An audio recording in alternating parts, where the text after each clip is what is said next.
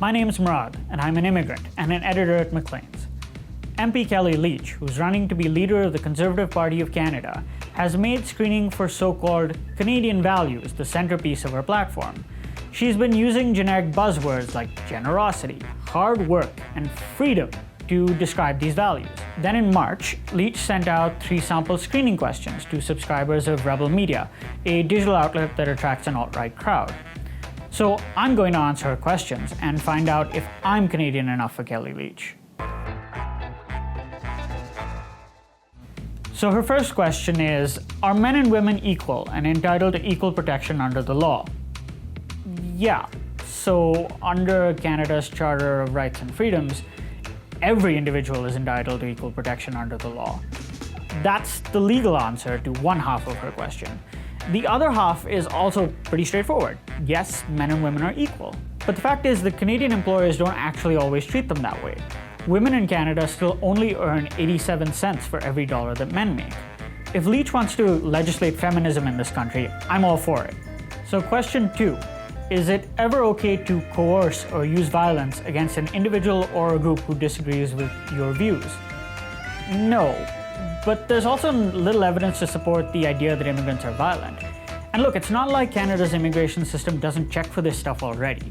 Before you get to Canada, you have to fill out all of these forms that ask if you've ever been involved with religious or political violence or criminal activity. The RCMP can do a background check on you when you might have to get police clearances from countries you've previously lived in.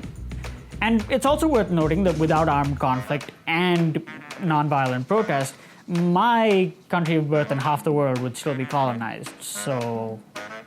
Okay, final question, and it's a long one. Do you recognize that to have a good life in Canada, you will need to work hard to provide for yourself and for your family, and that you can't expect to have things you want given to you? Yes, but look, forget having things given to you. Most immigrants don't even get what they deserve. The earning gap between Canadian-born workers and immigrants has been widening, and a recent study found that immigrants on average earn 21% less than they should based on their skills. As for this idea that all immigrants rely on welfare, the system's actually set up to prevent that. Before you get to Canada, you have to show that you have enough money to get started here, or prove that you have a relative who's willing to sponsor you so you don't have to access welfare.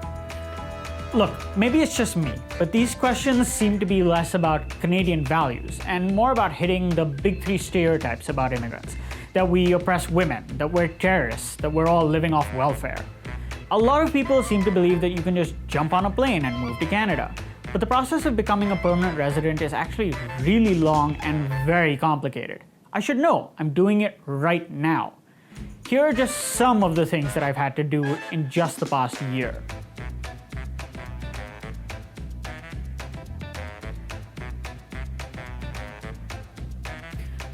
Look, Canada's immigration system is already set up to ensure that as an immigrant, I won't be a threat to national security or a drain on society, that I have the necessary skills and qualifications to be successful here. Leitch's questions seem to be more about thought policing. They're about what's in my mind and in my heart. And I've chosen to make Canada my home. I pay my taxes. I'm contributing to society. Isn't that enough? So maybe instead of screening immigrants for Canadian values, we should just be screening Canadian politicians to see if they actually understand the immigration system.